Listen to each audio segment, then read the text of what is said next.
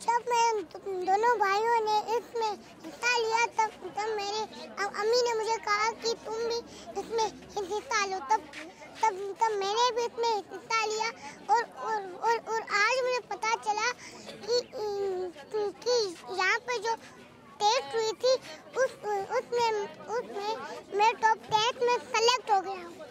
तब मैंने अपना प्रोजेक्ट उठाकर यहाँ पे लेके आया और यहाँ पे बहुत से लोग आए जिसको मैंने एक्सप्लेन किया। और फर्स्ट ये प्रोजेक्ट तो बहुत ही इजी है। ये तो डिफिकल्ट नहीं है। और मैं बहुत खुश हूँ कि मैं टॉप 10 में सेलेक्ट हो गया हूँ।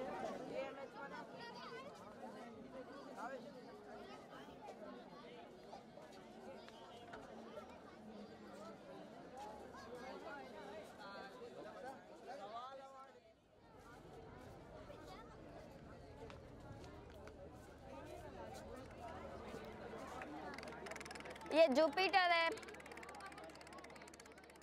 और ये सैटर्न है।